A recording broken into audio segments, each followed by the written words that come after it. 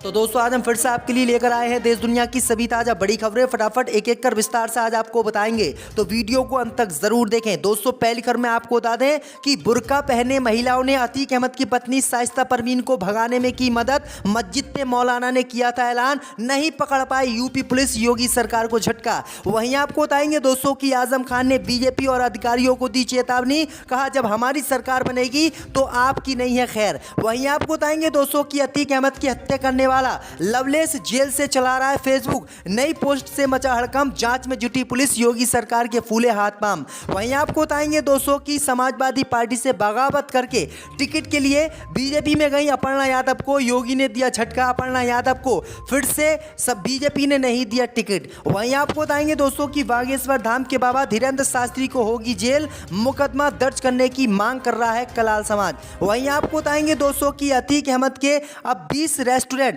और 25 होटलों पर चलेगा योगी सरकार का बुलडोजर। मुसलमान हुए नाराज, बोले अतीक अहमद की हत्या करने वालों के घरों पर कब चलाएगा बुलडोजर, बताए योगी। तो दोस्तों सभी खबरों को आपको एक एक कर बताने वाले हैं, वीडियो को लाइक कर चैनल को सब्सक्राइब कर दें। इसी बीच पर तो दोस्तों अगली खबर की ओर, तो बुर्का पहने महिलाओं ने की अतीक अहमद की पत्नी शाइस्ता परवीन को भगाने में मदद। मौलाना ने मस्जिद से किया था ऐलान, पुलिस के छूटे पसीने। दोस्तों आपको बता दें कि उमेशपाल हत्याकांड में आरोपी अतीक अहमद की पत्नी शाइस्ता परवीन अभी फरार हैं। सूत्रों के मुताबिक उत्तर प्रदेश पुलिस की स्पेशल टास्क फोर्स 4 दिन पहले प्रयागराज में शाइस्ता परवीन को पकड़ने के बेहद करीब पहुंच गई थी, लेकिन लेडी डॉन स्थानीय लोगों की मदद से पुलिस को गच्चा देने में कामयाब रही। इंडिया टुडे की रिपोर्ट के मुताबिक पुलिस को पुख्ता सूचना मिली थी कि शाइस्ता प्रयागराज के हटुआ इलाके में है। सूत्रों ने बताया है कि उसे अतीक के भाई अशरफ अहमद के ससुराल के पास देखा गया। पुलिस सूत्रों के मुताबिक जब एसटीएफ की टीम वहां छापेमारी करने पहुंची तो बुर्का पहनी महिलाओं ने टीम को घेर लिया, पुलिस को आगे नहीं बढ़ने दिया, जिसका फायदा उठाकर शाइस्ता परवीन भाग गई। वहीं आपको बता दें कि पुलिस के आने से पहले मस्जिद से इमाम ने ऐलान कर दिया था कि सभी महिलाएं बुर्का पहनकर सड़कों पर आ जाएं और पुलिस को गांव में ना घुसने दें, जिसके बाद मस्जिद से ऐलान के बाद मुस्लिम महिलाएं सभी बुर्का पहनकर आ गईं और उन्होंने पुलिस को गांव में घुसने नहीं दिया, जिसके बाद शाइस्ता परवीन वहां से भाग गई। तो ये बड़ी अपडेट आ रही दोस्तों। इसी बीच पर तो दोस्तों अगली खबर की ओर, तो आजम खान ने बीजेपी और अधिकारियों को दी चेतावनी, कहा जब सरकार बदलेगी तो लेंगे आपसे बदला। दोस्तों आपको बता दें कि समाजवादी पार्टी के वरिष्ठ नेता और पूर्व मंत्री आजम खान ने तल्ख लहजे में सत्तारूढ़ बीजेपी और अधिकारियों को चेतावनी दी है और कहा है कि जो कुछ इस बीजेपी सरकार में जुल्म हुए हैं, अगली सरकार इससे भी लंबी लकीर खींचेगी। आजम खान ने सोमवार को रामपुर नगर पालिका परिषद चुनाव में सपा उम्मीदवार के समर्थन में प्रचार किया था। आजम खान ने नालापार में आयोजित एक नुक्कड़ सभा में कहा कि अगली बार 2027 में प्रदेश में सपा की सरकार आएगी और जनता से दावा किया कि तवे से रोटी पलट जाएगी। नालापार वालों, जिन पुलिस वालों ने तुम्हारे घरों के दरवाजे तोड़े और जिन्होंने तुम्हारे ठोकरें मारी, यही खड़े होकर इस बूथ से तुम्हें सैल्यूट करेंगे और मैं हर कीमत पर इनसे सैल्यूट करवाऊंगा। तो ये बड़ी अपडेट आई दोस्तों कि आजम खान ने खुलेआम चेतावनी बीजेपी और अधिकारियों को दे दी है कि सरकार बदलने पर आपसे हिसाब लिया जाएगा। इसी बीच पर तो दोस्तों अगली खबर की ओर, तो अतीक अहमद की हत्या करने वाला लवलेस जेल से चला रहा है फेसबुक, नई पोस्ट से मचा हड़कंप, जांच में जुटी पुलिस। दोस्तों आपको बता दें कि अतीक अहमद और उनके भाई अशरफ पर हमला कर उनकी हत्या करने वाले 3 में से एक आरोपी लवलेस तिवारी वारदात वाले दिन 15 अप्रैल से ही जेल में बंद है। इस बीच उसके फेसबुक आईडी पर नई पोस्ट आने से हड़कंप मच गया है और यूपी पुलिस सहित योगी सरकार के हाथ पांव फूल गए हैं। लोग इसे लेकर तरह तरह की चर्चा कर रहे हैं। ये पोस्ट खुद लवलेस तिवारी ने की है या उसके फेसबुक को कोई और चला रहा है? मामला पुलिस तक भी पहुंच गया है, पुलिस मामले की जांच में जुट गई है। अतीक अशरफ की हत्या के बाद से ही पूरे बांदा ही नहीं, देश भर में लवलेस तिवारी छाया हुआ है। उसके छाने का बड़ा कारण उसका फेसबुक आईडी भी है। उसके आईडी पर लिखी बातों ने ही उसे फेमस बना दिया है। अब उसकी फेसबुक आईडी पर नई पोस्ट डाली गई है। 25 अप्रैल की सुबह डाली गई पोस्ट में पूछा गया है कि क्या आप लोग महाराज लवलेस तिवारी का समर्थन करते हैं या फिर नहीं। तो ये बड़ी अपडेट आई दोस्तों कि किस तरह से उसके समर्थन में अभी पोस्ट डाली जा रही है और पुलिस उसे पकड़ने में नाकाम है कि कौन ये पोस्ट कर रहा है। इसी बीच पर तो दोस्तों अगली खबर की ओर, तो तलाक को लेकर सुप्रीम कोर्ट ने दिया अहम फैसला, अब 6 महीने का इंतजार हुआ खत्म।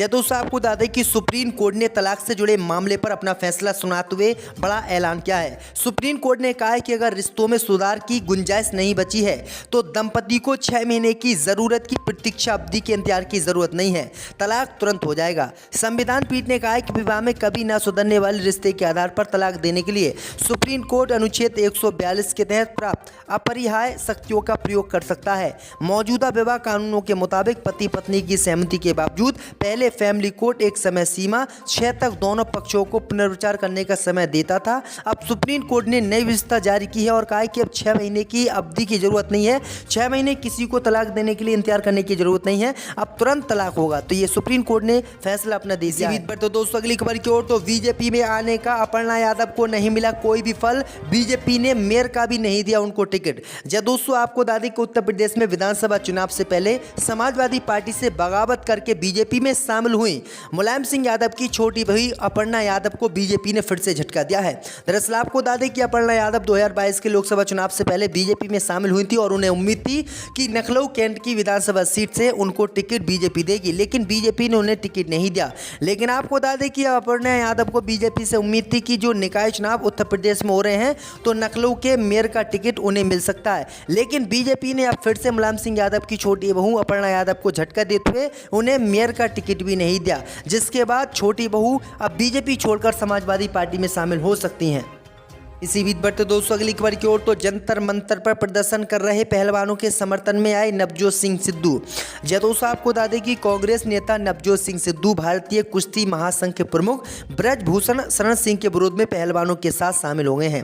ट्विटर पर तस्वीरें साझा करते हुए सिद्धू ने कहा कि ये लड़ाई हर महिला के सम्मान, अखंडता और गरिमा के लिए है। उन्होंने WFI प्रमुख के खिलाफ हिरासत में पूछताछ का भी आग्रह किया है। कांग्रेस नेता नवजोत सिंह ने सवाल किया कि ब्रजभूषण के खिलाफ FIR में देरी क्यों हुई। इस पर सिद्धू ने कहा कि ये जानना चाहिए कि यह सही है या फिर गलत है। इसी बीच बढ़ते दोस्तों अगली खबर की ओर, तो बाबा धीरेन्द्र शास्त्री को होगी जेल, कलाल समाज ने मुकदमा दर्ज करवाने की मांग।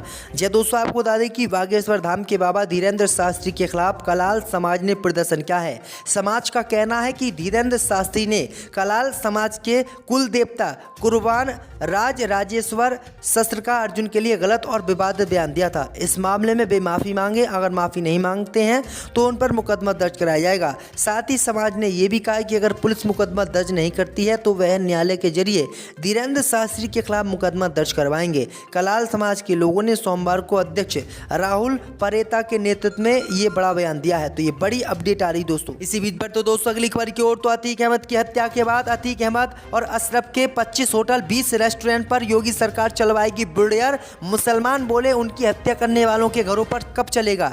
जब दोस्तों आपको बता दें कि अतीक अहमद और उनके भाई अशरफ की हत्या के बाद अब उत्तर प्रदेश की योगी सरकार अतीक अहमद के कारोबार पर शिकंजा कसने जा रही है।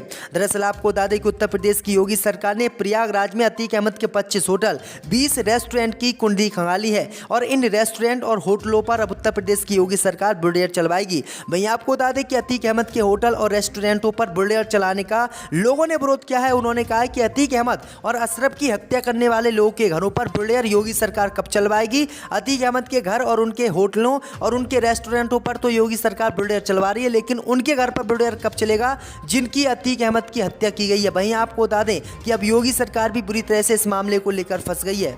तो दोस्तों आज हम फिर से आपके लिए लेकर आए हैं देश दुनिया की सभी ताजा बड़ी खबरें। फटाफट एक एक कर विस्तार से आज आपको बताएंगे, तो वीडियो को अंत तक जरूर देखें। दोस्तों पहली खबर में आपको बता दें कि अतीक अहमद की हत्या को लेकर सुप्रीम कोर्ट से योगी सरकार को लगा एक और झटका।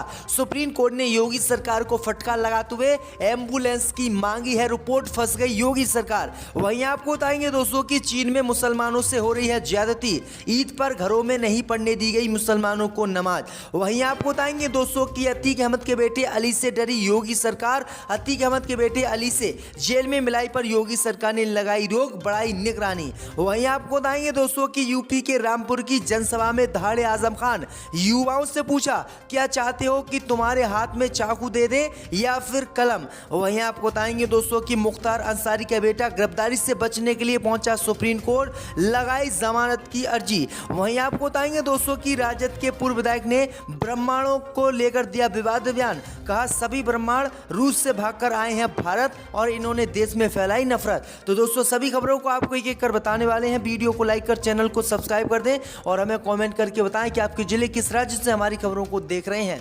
इसी बीच पर तो दोस्तों अगली खबर की ओर तो अतीक अहमद की हत्या को लेकर सुप्रीम कोर्ट से योगी सरकार को लगा बड़ा झटका। सुप्रीम कोर्ट ने मांगी अस्पताल की रिपोर्ट, योगी को लगाई फटकार। जी दोस्तों, आपको बता दें कि अतीक अहमद की हत्या को लेकर सुप्रीम कोर्ट से योगी सरकार को आज फिर से बड़ा झटका लगा है।